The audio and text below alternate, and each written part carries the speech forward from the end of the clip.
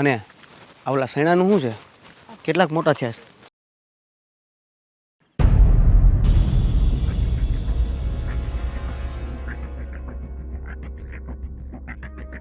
ગણપા મુખીની વાડીએ. કોને પૂછી? એ કાલે અમને ધમકાવી ગયા હતા. તો ધમકી તો મેં આપી હતી ને. હા, પણ એને એવું કીધું કે જો તમે હવે નહીં આવો ને તો આ ગામડું મેલાવી દે. એ હું ગામ મેલાવતો? ગામ કે એના બાપનું છે? હે? છો સરપંચ સાહેબ, તમે સમજવાની કોશિશ કરો.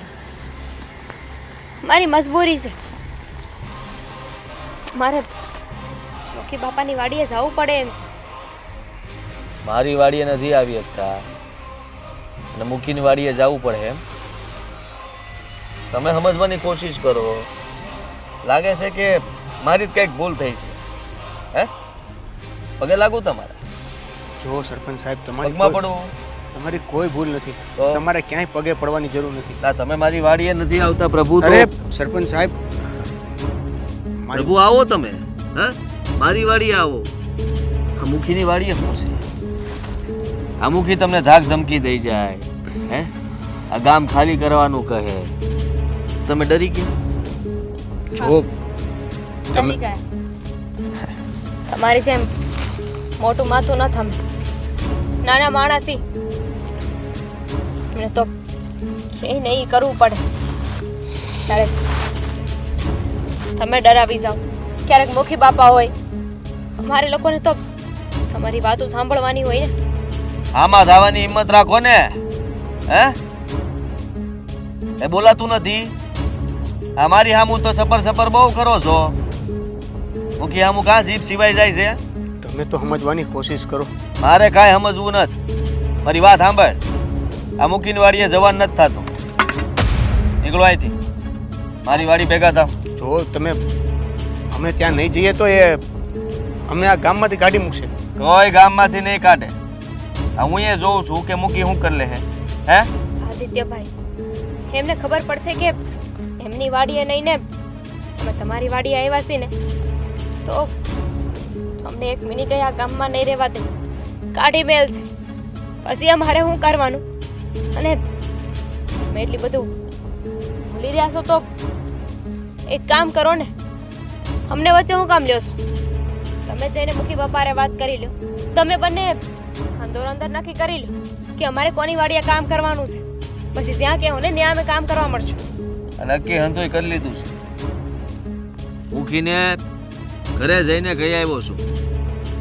મુખીની પાઘડીને ઘા કરી આવ્યો છું અને મારપીટ પણ થઈ ગઈ છે. આ હંધુ મારે તમને કહેવાની જરૂર નથી. પણ મુખીએ મને એટલું કીધું છે કે એ મારી વાડીએ જ કામ કરશે. અને મેં એટલું કહીને આવ્યો છું કે તમારી વાડીએ કામ નહીં કરે. તો અમે શું કરીએ એ તો તમે કોઈ નક્કી જ નથી કર્યું. મુખી તમને ધમકાવી જાય એટલે તમે મુખીની વાડીએ પોગી જાઓ. હે? મેં કહ્યું તું ને. તારી બાને કીધું તું. તારી બા આવી હતી મારા ઘરે ત્યારે કીધું તું મેં સોખું કે દીકરાથી બહુ પ્રેમ હોય ને તો મારી વાત માનવી પડશે. હા, તો માનવા તૈયાર છે ને. ક્યાં ના પાડી છે? પણ જઈને પહેલા મુખી બાપારે વાત કરી લો. એ આવીને અમને કહે તો અમે તમારી વાડીએ કામ કરવા લાગશું. શેઠ છે તમારો ઈ કે એને મારે પૂછવા જવાનું? શેઠ તો તમે અમારા નથી. શું બોલે છે તું? હે?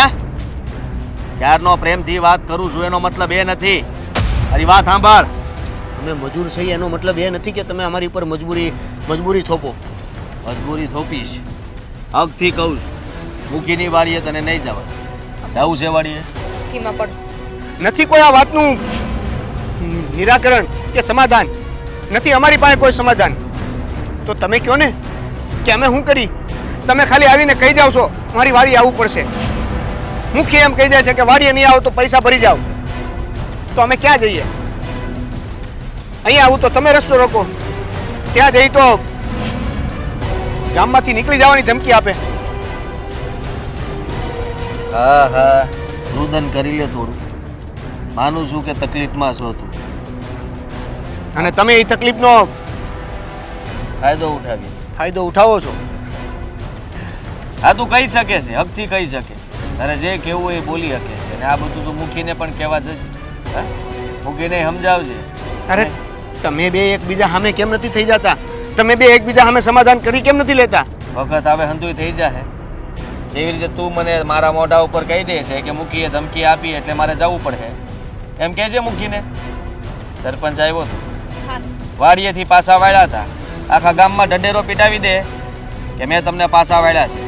મારી વાડીએ ના આવો તો હું એની વાડીએ નહીં જવા દઉં. કાંઈ વાંધો નહીં.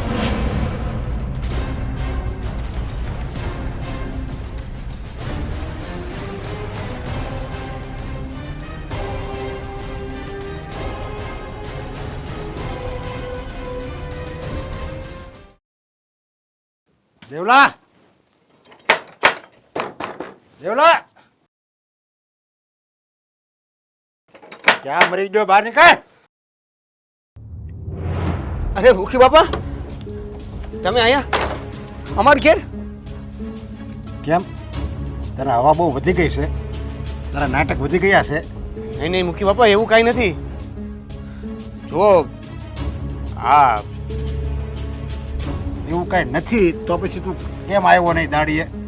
મેં તને કીધું તું ને કે મારે ખેતર આવજે, છતાંય આવ્યો નહીં. મુખી બાપા, વાડી આવવા માટે તો અમે ક્યારના નીકળી ગયા હતા. આજે નીકળી ગયા છું તારે હાવ મરી ગઈ હતી એને પાણી ઢોળમાં ગયો હતો. ના, રસ્તામાં આ રસ્તામાં હું છું, રસ્તામાં સરપંચ પાના નહીં કાઢતો નકર જીપ ક્યાંય લે તારે. હું કોઈ ખોટું નથી બોલતો. રસ્તામાં સરપંચ અમને રસ્તો રોકીને એની વાડીએ લાવવા ધમકી આપતા હતા. ધમકી આપતો હતો? અને એ બોલો 2 સરપંચ. જો તમારે અને એને હું વેર છે એ મને નથી ખબર, પણ તમે બંને વચ્ચે અમે હેરાન થઈ છીએ. તમને અમારે પૈસા આપવાના છે અને એને એના આ સરપંચ હોવાનો ઘમંડ છે. એ એની વાડીએ બોલાવે છે, તમે તમારી વાડીએ. અમે તમારી વાડીએ આવી તો એ રસ્તો રોકીને અમને પાછા વાળે છે.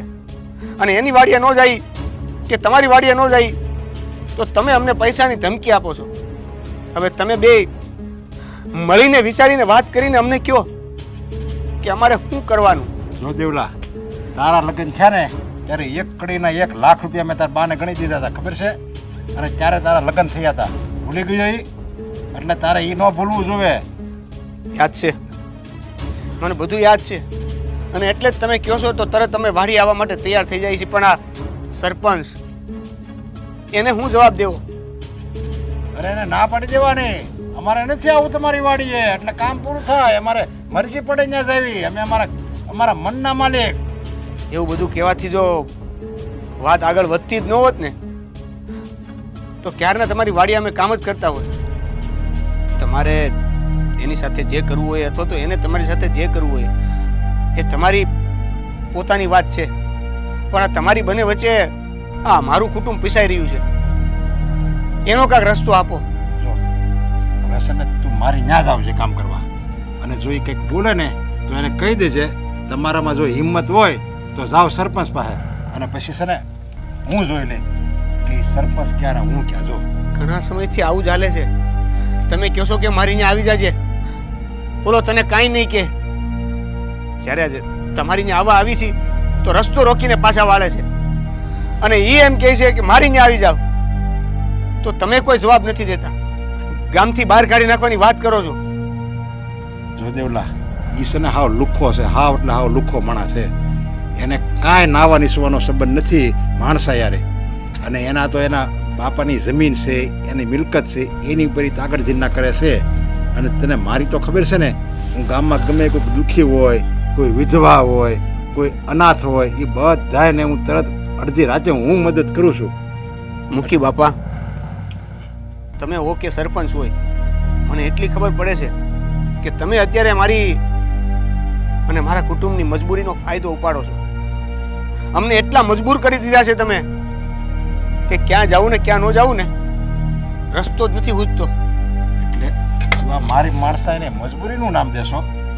અરે તારી માણસાઈ તારામાં એવી હોવી જોઈએ કે હું મૂકીને પહેલા જાઉં અને પછી સરપંચને તારે જડબાજોડ જવાબ દેવાનો હોય કે હું નહીં આવું, જાઉં. તમારે મને મારી નાખો હોય ને તો મારી નાખો, બાકી જેણે મને મદદ અડધી રાતે કરી છે ને એની ત્યાં હું પહેલો ઊભો રહી. તારે એમ કહેવાનું હોય, એની બદલે તું મને માણસાઈના મજબૂરીના ફાયદા તું ગણાય છો. તમને એવું લાગતું હોય કે તમે અમને ફાયદો કરાવો છો તો એ તમારી વાત છે, બાકી અમે તો તમારી બંને વચ્ચે પીસાઈ રહ્યા છીએ, મજબૂર છીએ. હવે તું મારી ત્યાં વ્યાય છે અને હું હવે એની હારે લડી લઈ, હવા કાઢી નાખું એની, જોતું હવે. બેનબા, હવે તમે જ કયો, આમાં મેં શું કરી?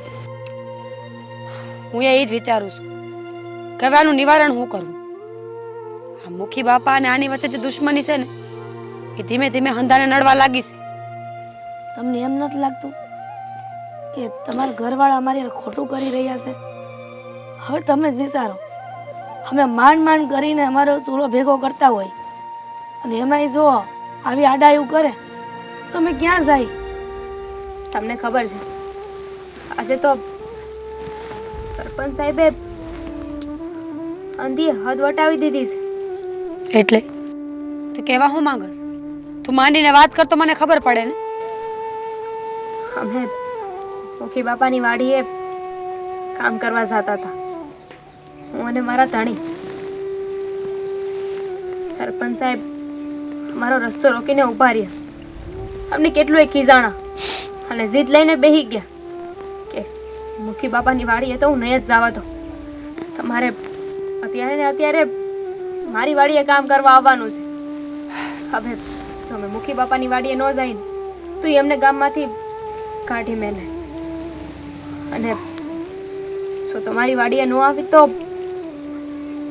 તમારા ધણી અમને આવી રીતે હેરાન કરે. અને બેન, તમને તો ખબર હશે ને, આ વર્ષોથી મુખી બાપાનો અમારા માથે ઘણો બધો ઋણ છે. હવે જુઓ અમે એનું ઋણ ન ચૂકવી તો અમે નુગરા કહેવાય. સાચી વાત છે તમારી, અને એ વાત હું ક્યાં નથી જાણતી કે તમે ઋણ ચૂકવો છો મુખી બાપાનું. પણ હવે આમને કોણ સમજાવે? એકના બે નથી થતા. મુખી અને આની દુશ્મની તો હવે ગોરાના પાણી હુકાવ્યા છે. દિને રાત ઘરમાં કજિયા, ગામમાં કજિયા. જો બીજું તો હું કાંઈ નહીં કહી શકું, પણ એટલું જરૂર કહીશ કે તમે થોડી સમજદારી બતાવો ને. તમે બે માણા કામ કરો છો ને તો એકને મુખી બાપાની વાડીએ જવાય ને એક અમારે નહીં આવો, ઈ બાને એને હક થઈ જાય. એનાથી શું થાય બેન બા? ઝઘડો તો એનો એ જ રહે ને. વાંધો બેને એકબીજાની વાડીએ અમે કામ કરીને એનાથી છે. એક જણો અહીંયા ને એક જણો કામ અહીંયા કરે ને એનાથી નહીં. એવું કરશે તો વાતનો નિવેડો આવી જાય, અને એ કરવું નથી. મેં તો તમારા ધણીને કીધું કે તમે અને મુખી બાપા અને ભેરા મળીને નક્કી કરી લ્યો કે અમારે કોની વાડીએ કામ કરવાનું છે. બને આમને સામને તો આવું નથી, અને અમારા જેવા નાના માણાને હેરાન કરવા છે. સાચી વાત છે, આમાં તમારો કાંઈ વાંક નથી. થોડી વચ્ચે હોપારી થઈ ગયા છો, જેમ કે એમ નાચ્યા કરો છો. હું ઘરે જઈને એમની હારે એકવાર વાત કરી જોઈશ, જો માની જાય ને તો વધારે સારું. એમને સમજાવજો કે મુખી બાપાના અમે ઋણી છીએ. અમારા ઉપર ઘણા એહસાન કર્યા છે. અમને જ્યારે જ્યારે પૈસે ટકે મદદની જરૂર હોય ને તો અમારી મદદ કરી છે, એટલે અમારે એમને ત્યાં કામ કરવું પડે એમ છે. ઠીક છે, હું એકવાર વાત કરી જોઈશ. બાકી પછી મેં કીધું એ રસ્તો, એક ન્યા વાડીએ જાવ ને એક અમારે ન્યા આવો, એટલે બેયના જીવને હક થઈ જાય. અમે માણાને માણા ક્યાં માને છે? ઢોર તો સમજે છે તમને. સારું હાલો, હું રજા લઉં. સારું પિતા જાઓ. જય માતાજી.